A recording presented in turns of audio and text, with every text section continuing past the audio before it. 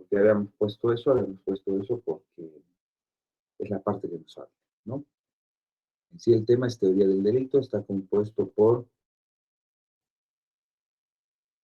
qué es la teoría del delito, para qué sirve la teoría del delito, qué es el delito y cuál es el sujeto y cuál es el objeto del delito. Son 5 o 4 temas, 4 subtítulos grandes que tiene este tema, pero dentro de los subtítulos hay unos, a su vez, 2 o 3, y eso hace una cosa de 5 o 7 cositas que hay que ver. Retomando la idea, para ser un poco más preciso, eh, retomando la idea. 1. Habíamos dicho, partíamos el tema, este es un resumen, siempre trato de tomar unos 5 minutos de lo dicho en una hora en la clase anterior para poder tener impulso, ¿no? Para que no estemos de cero. Habíamos dicho en la clase anterior, en principio, no todas las conductas del hombre son delitos, solo algunas. Inicialmente las consideramos delito aquellas que han sido recogidas o establecidas como tal por el legislador boliviano, es decir, por la ley. O sea, no todo lo que hace el hombre es delito. Es la ley, es el legislador boliviano, en este caso la Asamblea, la que establece qué conductas son delito o qué conductas son delictivas. Más allá de lo que la ley señala o establece, no hay delito. Por eso les decía,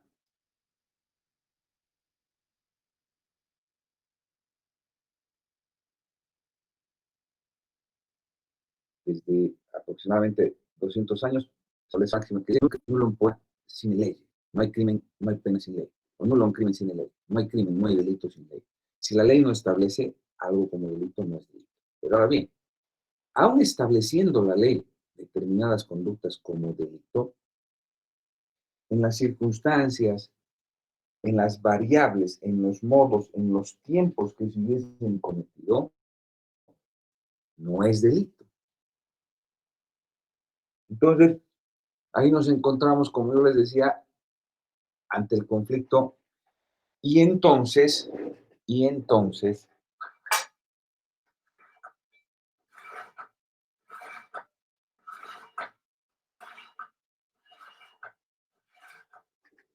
y entonces, ¿qué es delito?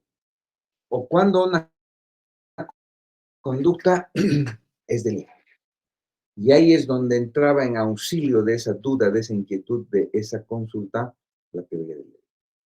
Por ello resumíamos, la teoría del delito es una parte del derecho penal que explica o que responde a la pregunta cuando una conducta es delito. O de qué forma, en qué circunstancias una conducta puede o debe ser considerada como delito. A ver, un favorcito, ahorita una señorita Claudia Noelia. Claro, no sé qué se ha añadido. No se agreguen pues tan tarde, o sea, ya están sobre los 20 minutos.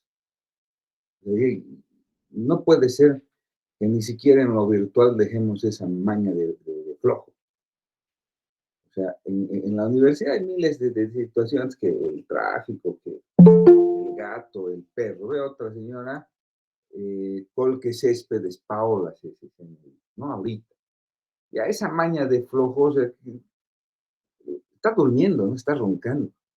Por si alguien me dice, no, pues doctor, tengo que ir a otro lado, no importa, puede conectarse con mayor razón. Porque si tiene que ir a otro lado, se supone que ya ha salido y puede ir escuchando con los audífonos. Dejen de ser flojos, hombre.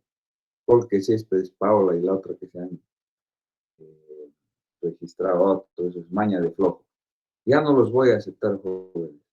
Ya no los voy a aceptar. Interrumpen la clase. Cuando ustedes mandan la solicitud, se bloquea todo. En mi pantalla se hace más oscura y la grabación pierde calidad y pierde calidad del audio. Y si no acepto o rechazo, no se mueve, no se mueve. Entonces, vayan tomando cuidado, por favor. Dejen de ser desconsiderados con el resto. Bien, entonces continuamos. La teoría del delito es la que va a responder a la pregunta cuándo una conducta es delito o qué requisitos debe reunir una conducta para ser un delito, de qué forma debe ser cometido, establecido, en qué circunstancia, en qué tiempo, en qué lugar. Ya lo hemos dicho eso grande, estoy resumiendo más. Al que viene a esta clase y no vino al otro, medio que le parece muy corto, o sea, tiene que darse cuenta que es un resumen. Ya dije en profundidad lo otro. Sobre ello decíamos, en el derecho penal, el delito requiere condiciones generales, es decir, condiciones que van a estar en todo delito, y requiere condiciones especiales.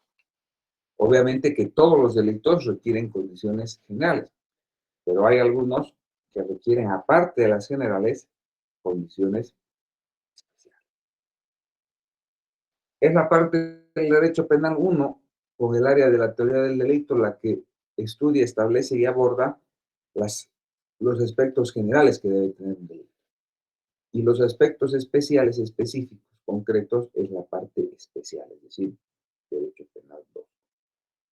Aquí vamos a tratar de ver a partir de ahora qué condiciones generales debe tener un delito. ¿Qué condiciones generales debe tener un delito?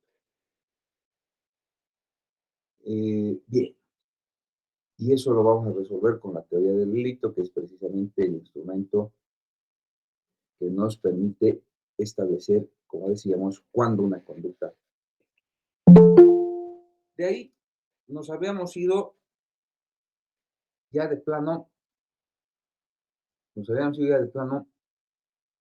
a ver qué es el delito, qué era el delito. Y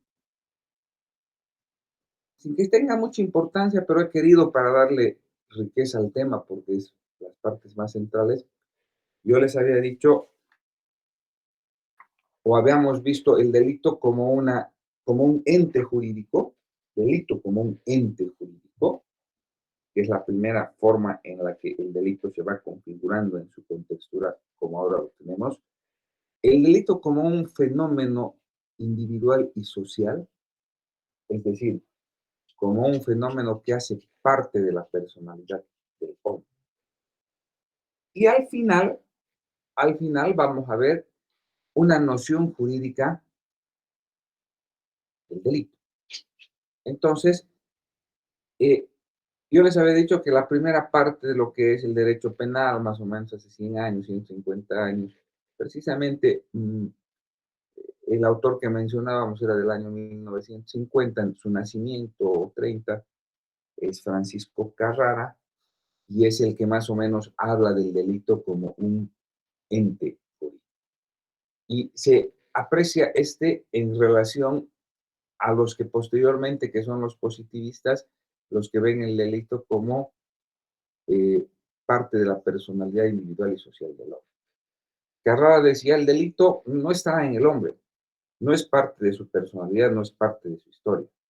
El hombre de suyo, en su naturaleza, desde su origen, no ha concebido con precisión o no tiene idea de lo que es el delito. Puede el hombre tener idea de lo que es lo malo, lo bueno, lo permitido o no lo permitido, base sobre la que después se construye lo que es el delito, correcto. Pero que el hombre haya concebido qué es el delito como hoy lo entendemos, no. ¿Por qué? Porque el delito es una creación de la ley. El delito es una construcción de la ley. El delito es un ente jurídico, es como un instituto jurídico.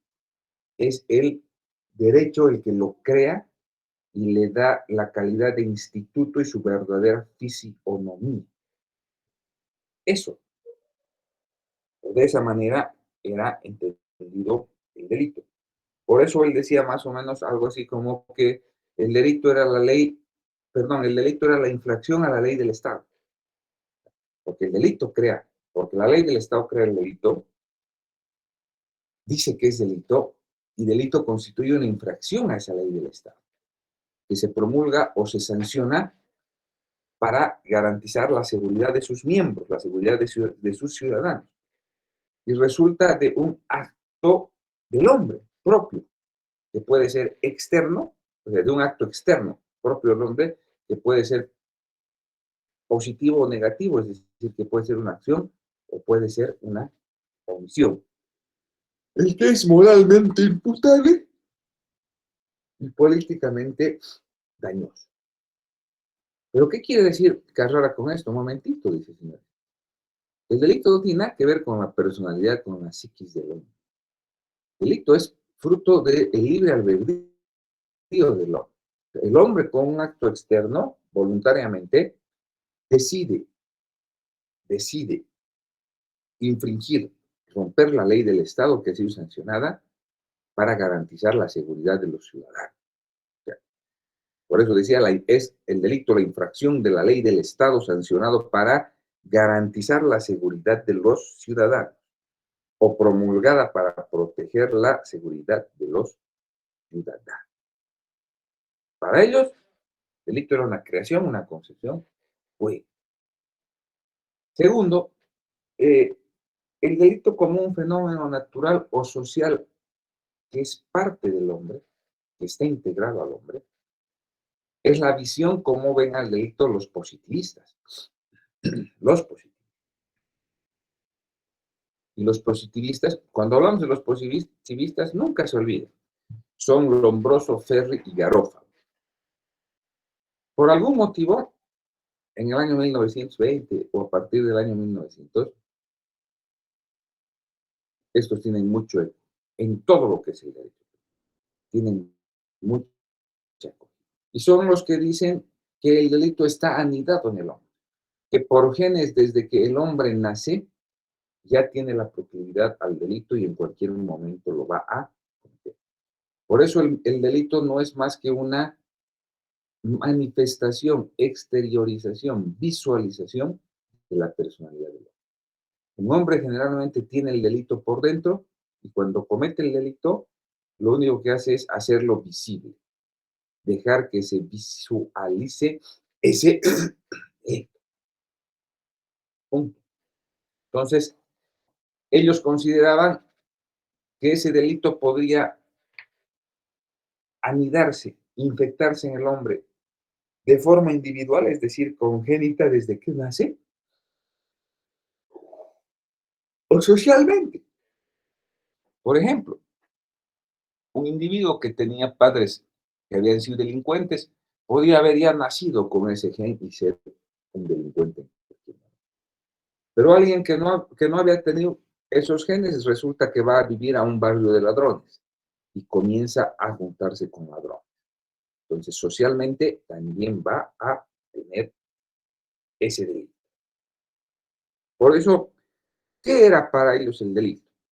Para ellos, el delito era una acción del hombre punible, es decir, una acción, un acto que realiza el hombre y debe ser castigado. Pero era una acción punible determinada por móviles individuales o sociales. Es decir, son causas, son móviles, son variables individuales en el hombre o sociales que van a determinar ese acto que va a ser sancionado. Y por supuesto, esa acción punible determinada por móviles individuales o sociales perturban, afectan la convivencia del hombre al hombre.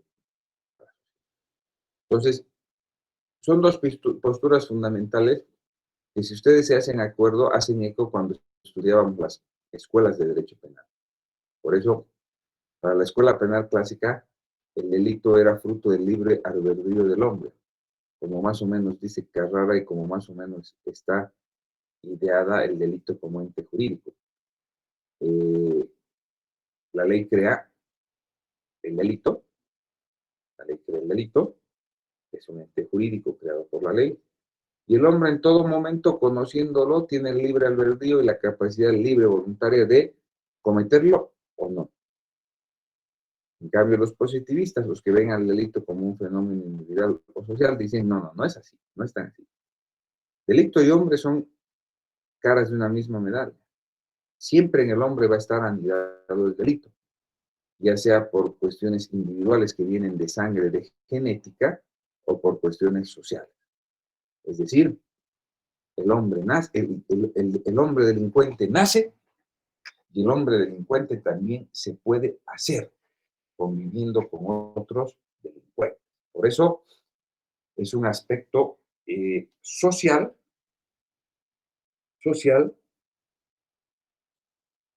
e individual. Bueno, y la tercera forma, esto ya habíamos visto, ahora entramos a lo que donde nos habíamos. La tercera forma de abordar una noción o concepción del delito es desde una perspectiva netamente jurídica. Es lo que se llama la noción jurídica del delito. ¿Qué quiere decir esto? Sin importar la primera si es un ente o sin importar si está en el hombre, lo que hace esta noción es concretarse ya en el aspecto netamente jurídico del hombre. Jurídico. Ya es una visión técnica, una visión muy profesional. No nos importa el origen del delito, o sea, si nace porque está en el hombre, si nace porque es un ente creado por el derecho, no. Esa es una discusión de la escuela clásica o tradicional del delito y la escuela positiva. Ahora lo que le interesa a la noción jurídica es, ya está ahí el delito, ya la ley lo ha creado, ya tenemos el delito. Entonces, jurídicamente, ¿cómo lo define? Y cuando se intenta definir al delito desde desde la noción jurídica, hay tres perspectivas. Yo voy a aclarar que al final nos vamos a quedar en una y al final vamos a poner un subtítulo que va a decir concepto del delito oficial o de clase o para usarlo siempre como quiera. Yo estoy viendo por momentos históricos y todo. Eh, Podría haber sido más fácil para mí ir directo a ese concepto. Pero quiero que ustedes tengan más a ver. La noción jurídica del delito, primero, lo intenta definir desde un punto de vista formal. O sea, el delito desde un aspecto formal, pueden poner si quieren ahí un subtítulo o una acápite dentro de este subtítulo. O sea, es un hecho punible, un delito es un hecho punible desde un punto de vista formal. ¿Cuándo? Cuando la conducta, cuando la conducta va en contra de lo que dice la ley. La ley dice no mates y usted mate. O sea, la ley penal dice no robe y usted roba. O sea, formalmente se ha producido un delito porque, claro, en la forma, o sea, un individuo ha hecho lo que la ley dice que no sea formal. Y ahí, por ejemplo, digamos, podríamos entrar a valoraciones más, más simplistas que digan, a ver, que digan algo así como, eh, ¿cuándo hay delito? ¿O qué es el delito? Cuando la conducta del hombre ha contrariado lo que dice la ley. En lo formal, en la forma, hay un delito cuando se contraría la ley. Forma. Solo por la forma, solo por el contraste. Esto es delito y esta conducta la ha contrariado. Punto. Pero ¿qué dicen ellos? Eh, Dijeron, definir el delito desde un punto de vista formal no es lo más apropiado y no nos va a llevar necesariamente a resolver el conflicto. Y ahí nace el otro aporte que es la definición del delito desde un punto de vista sustancial, ¿ya? Desde su esencia misma, de su naturaleza misma. Y ahí, ¿qué dice? Dice primero, ¿por qué hay delitos? ¿O de dónde nacen los delitos? ¿O cómo el Estado crea los delitos? ¿O en qué se fija el Estado para crear los delitos? Esta parte tiene mucho asidero cuando estamos hablando de los orígenes del Estado, el presidente, 500 años o más. Hoy en día puede perder vigencia. Porque hoy en día, si yo les hago una pregunta, ¿y por qué hay delito? ¿Por qué nace un delito? Bueno, pues porque algún político se le vino a la cabeza. Alguno que se creía Dios o todopoderoso como el Evo tenía la capacidad de crear delitos. No faltó por ahí hasta una parlamentaria masista que vino con la idea de sancionar los piropos, ¿no? Y le llamó violencia callejera. Y la pregunta que yo me decía es, ella, bueno, yo creo que a esta mujer nunca en su vida le han dicho el piropo, nunca le han hecho violencia, porque hay la intencionalidad de sancionarla. Pero bien, esa estupidez se hubiera cometido. Y hay muchas otras tantas estupideces. ¿Por qué? Porque lo primero a la hora de establecer un delito es no solo observar la conducta que quieres prohibir, sino si es que la vas a poder prohibir, si es que al prohibirla va a aportar algo y si es que vas a poder demostrar que se implica. Puede aparecer por ahí un loco como el Chi o alguien que se haga loco y prohíbe el alcohol y dice el que consume alcohol es delito, el que vende alcohol es delito. ¿Vas a poder prohibirlo? No vas a poder. Entonces, bien, en técnica fiel de derecho,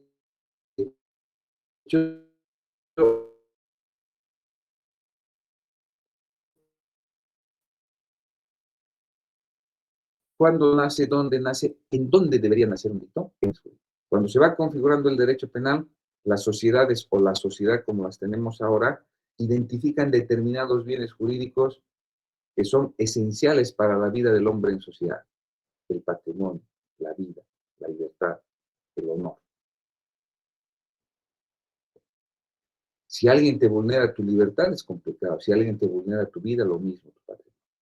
Y para proteger cada uno de esos bienes jurídicos, ha establecido uno o más tipos de delitos. Entonces, eh, desde el punto de vista sustancial, ¿qué sería el delito? Es una acción del hombre que conflictúa, que perjudica, que interrumpe, que evita esa existencia, esa conservación, ese desarrollo de la sociedad, esa forma de convivencia que se ha visto en la sociedad. Si el delito protege determinados bienes jurídicos, porque ellos son esenciales para establecer una sociedad, un desarrollo, una convivencia como la que conocemos, cuando se produce el delito, lo que se produce es un atentado contra ese modelo de convivencia, contra esa sociedad, contra esa comunidad a la que aspira establecer la ley, ¿no? Desde el punto de vista sustancial y en la sustancia, entonces el delito es la acción que va en contra de esa aspiración de convivencia pacífica, saludable, armónica que tiene la sociedad o a la que aspira la sociedad cuando precisamente protege con delitos los bienes jurídicos más importantes. Y por último, la tercera, eh, la concepción, la noción o el delito desde un punto de vista dogmático. Y es lo que yo les había dicho en alguna clase para que vean cómo los conceptos van repitiéndose y usándose. Yo les decía, ¿Qué es la dogmática penal? La dogmática penal no es la teoría penal, siempre se confunde. La dogmática penal implica ajustarse fiel y estrictamente, ajustarse fiel y estrictamente a lo que dice la ley penal. Considerar a la ley penal como un dogma. ¿Qué era un dogma? Algo inalterable, inatacable, inmodificable. Los únicos dogmas que hoy en día conozco pueden ser los de la iglesia, aunque no aceptados totalmente, pero al interior de la iglesia son un dogma inatacable. Cómo se debe hacer la misa, la hacen todos los días igual aquí en la China. Su vestimenta, sus actos, todo, dogma. Entonces, si usted les ponía el ejemplo en esa clase, si usted va a discutir a un foro donde están los representantes de la iglesia y dice algo así como que el Big Bang, el mundo ha sido creado por la explosión y por la energía, el cura se va a levantar y se va a ir. O si una persona agarra y dice en el acto sexual o cuando una mujer se embaraza, ahí no hay vida. O sea, ese cigote o ese embrión que se va formando no tiene vida. El cura se va a agarrar y se va a levantar. Porque los dogmas de la iglesia son inalterables, inatacables, inmodificables.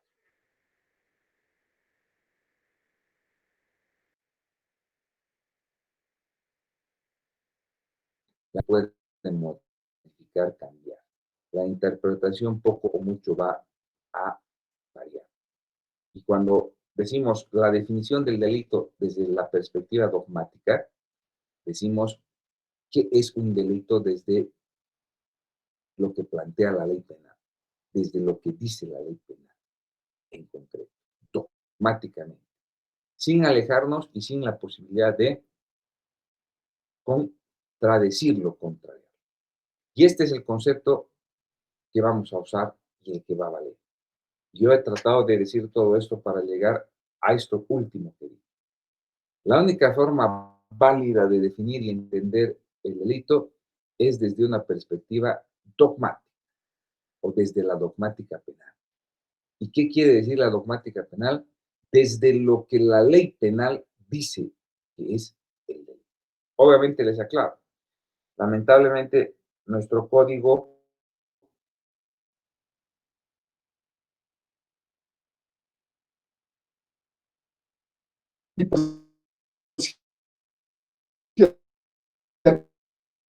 acaso intenta definir el delito. Por eso se puede extraer una noción de delito. Algunos delitos en su artículo, algunos códigos en su artículo 1 definen vagamente el delito. Pero, ¿cuál es la forma de definir el delito que nos interesa? Desde la dogmática, desde la perspectiva dogmática, desde un punto de vista dogmático. ¿Qué es la dogmática? Es lo que a rajatabla, a pies juntillas, sin variar una coma ni un punto, dice la ley penal que debe ser considerado. Y ahí nos vamos, que es lo más importante. Hemos hablado una hora en la anterior clase y llevamos como 45 minutos para llegar a esto. ¿Qué es el delito? ¿Cómo vamos a considerar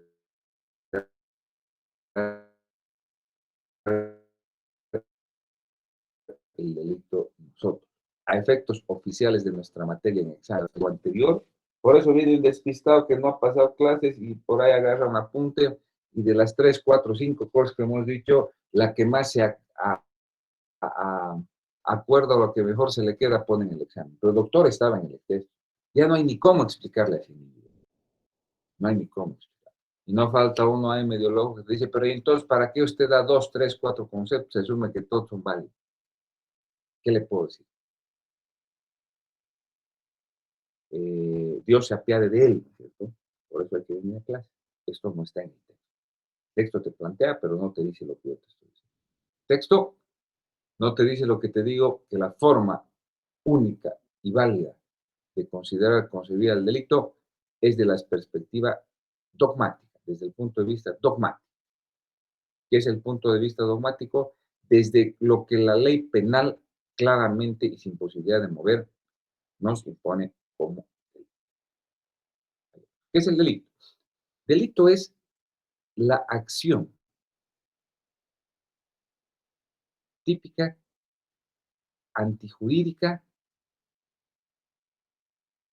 y culpable. El delito es la acción típica, antijurídica y culpable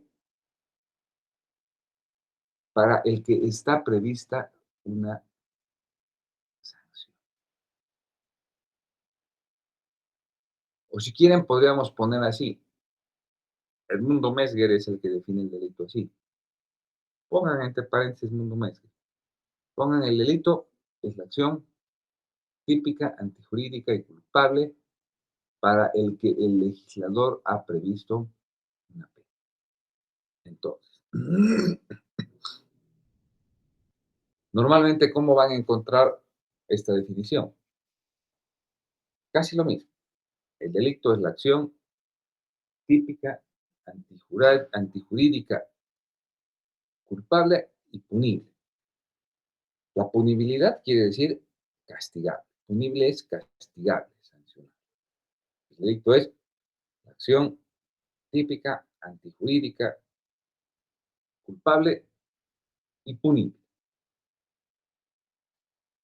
Esa es una noción muy clásica, muy antigua, muy sólida de delito. La única aclaración que debe tener esa definición es, en la actualidad, muchos discuten la variable de la punibilidad. ¿Por qué? Porque hay delitos que no están castigados. Hay delitos que tienen medidas de seguridad, medidas de protección. No hay un castigo en sí. Pero como esos son los menos, en casi 90% de los casos, el delito va a ser una acción típica, antijurídica, culpable y punible. Por eso, los elementos del delito son la acción, la tipicidad, la culpabilidad y la antijurídica. Y obviamente la punibilidad que ya amerita menos discusión y es menos complicada. Pero de aquí en adelante lo que vamos a ver son esos 5 elementos del delito. La acción, la tipicidad, la antijuricidad, la culpabilidad y la punibilidad. Probablemente cada uno de ellos en 2 o 3 clases. Cuando terminemos todo eso, recién vamos a poder decir que comprendemos cuándo una conducta es delito o qué debe tener una conducta para ser delito. Y la respuesta está en el concepto.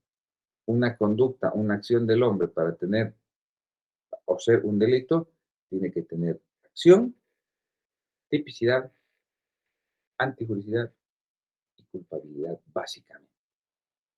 O sea, cuando sepamos qué es la acción, cómo debe ser la acción, cuándo hay acción, cuándo no hay acción. Porque no todo acto del hombre o movimiento corporal del hombre es acción a los efectos jurídicos penales o es considerada acción a los efectos de... Vamos a ver en un tema, ¿qué es la acción, cuándo es la acción, cómo debe ser la acción? ¿Qué es la tipicidad? ¿Qué es la antijuricidad? ¿Y qué es la culpabilidad? Que son los elementos generales de un delito. Es decir, todo delito de manera general para ser considerado tal tiene que tener acción, tipicidad, antijuricidad y culpa. ¿Por qué? Sencillo, porque el delito es la acción típica, antijurídica y culpable, y algunas veces punible y otras. Ese es el delito, joven. Repito, ¿qué concepto del delito es el que nos interesa? El que dice que el delito es la acción típica, antijurídica, culpable y punible, que es una definición, una noción desde el punto de vista dogmático. Dogmático. Subtítulo. Yo estoy tratando de eh, acortar los temas. En este tema debería haber introducido clasificación de los delitos y los sujetos y el objeto del delito. Ya lo haría muy, muy largo. Solo voy a introducir bajo un subtítulo otro que en algunos textos, en el texto, en los dos que les he dado, puede estar como un tema aparte. Y esto es el sujeto y el objeto del delito. Esto que debería ser como un tema aparte, lo vamos a poner, por favor, como un subtítulo más. Y ya la siguiente clase, como un tema aparte, vamos a ver la clasificación de los delitos. Entonces, subtítulo. Sujeto y objeto del delito. A ver, ¿qué quiero? Sujetos, perdón, y objeto del delito. ¿Qué quiero dar a entender con esto? Con esto quiero dar a entender que por regla general, jóvenes, por idea general, eh, todos los delitos van a tener sujetos y van a tener objetos. ¿Ya? ¿Por qué? Porque la esencia misma del delito es evitar que un hombre o castigar a un hombre que infringe la ley para proteger los bienes jurídicos de otro. Entonces, si ustedes se dan cuenta, si la esencia misma del delito es castigar a un individuo que ha vulnerado los bienes jurídicos de otro, que ella se nos viene a la mente, que hay un sujeto que vulnera el bien jurídico, al que la ley penal le llama el sujeto activo, y hay un sujeto al que se le vulnera su bien jurídico, al que se le llama pasivo. Y siempre va a haber un bien jurídico vulnerado, es al que se le llama el objeto del delito, con la aclaración que luego vamos a ver, porque puede haber objeto material y objeto jurídico. Pero dentro de la estructura del delito, así grande, no los elementos, ¿no? Dentro de la estructura del delito, en un delito siempre van a haber sujeto activo, sujeto pasivo y objeto. O si quieren, sujeto activo, sujeto pasivo y bien jurídico. Y eso es lo que vamos a ver ahorita. ¿Quién es el sujeto activo? ¿Quién es el sujeto pasivo? ¿Y cuál es el bien jurídico u objeto?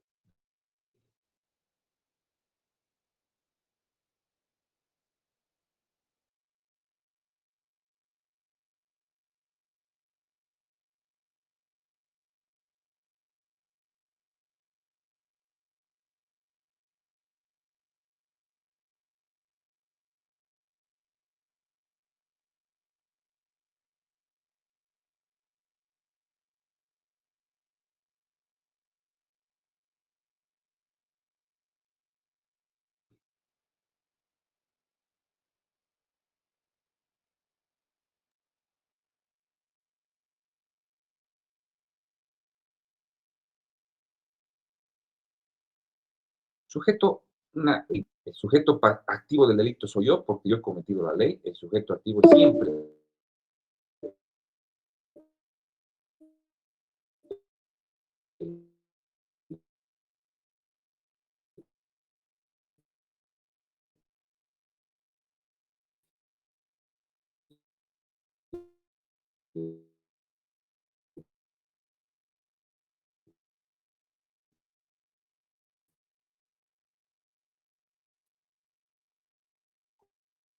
comete un objeto, pero no habrá un sujeto pasivo,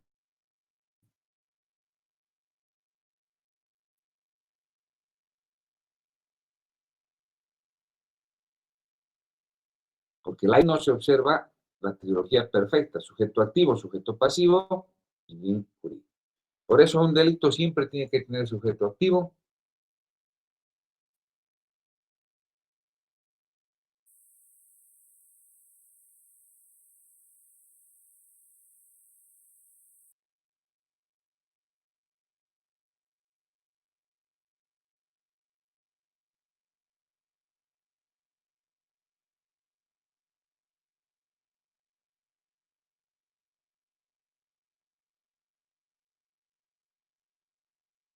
sujeto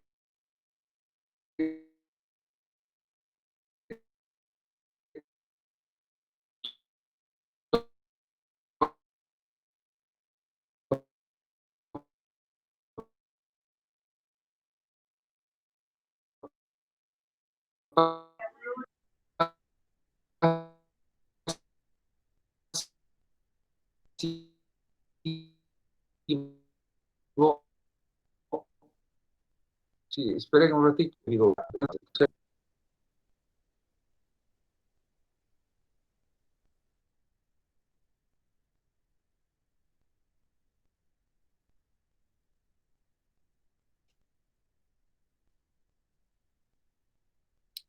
Joven, estoy ahí.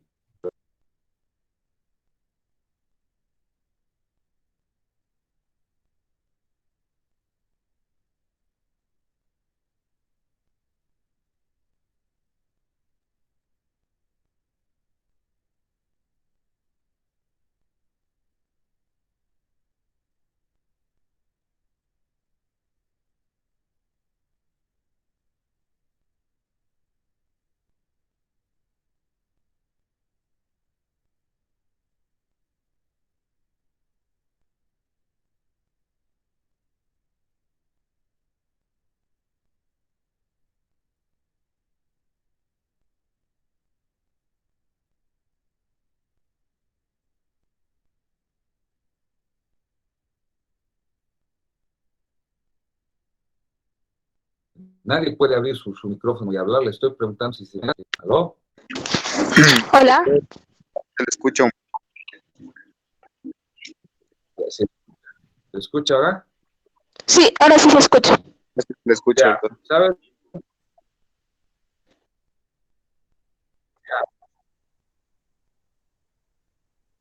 Es lo que le damos en eso. Pero bien, continuaremos ahora ya que se escuche. Entonces, no le vamos a ir dando tanta explicación. Voy a tratar yo también de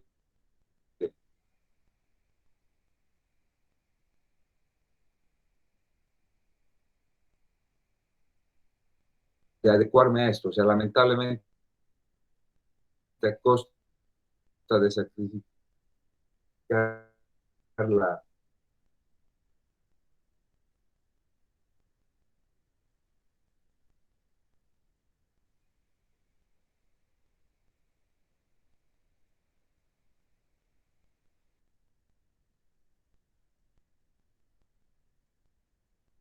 Doctor, va a disculpar, se volvió a cortar el audio, no se escucha nada. calidad del aprendizaje, tenemos que ir al grano. Porque si volteo mucho, va a tener, digo, tiene dos características que en el fondo lo más importante.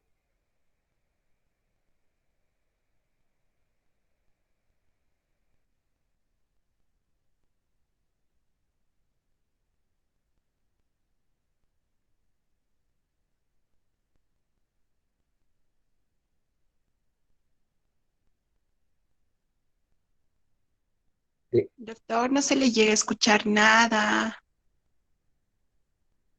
¿O soy la única que tiene el problema? Doctor, no Hola. se le escucha todo entrecortado, la ¿verdad? Doctor, disculpe, no se ha escuchado.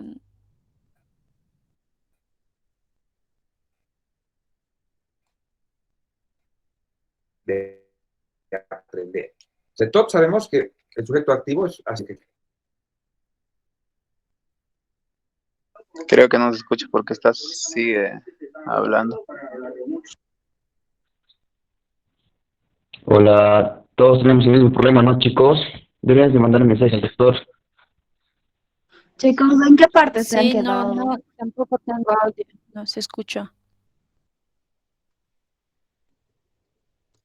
¿Aló, me escuchan?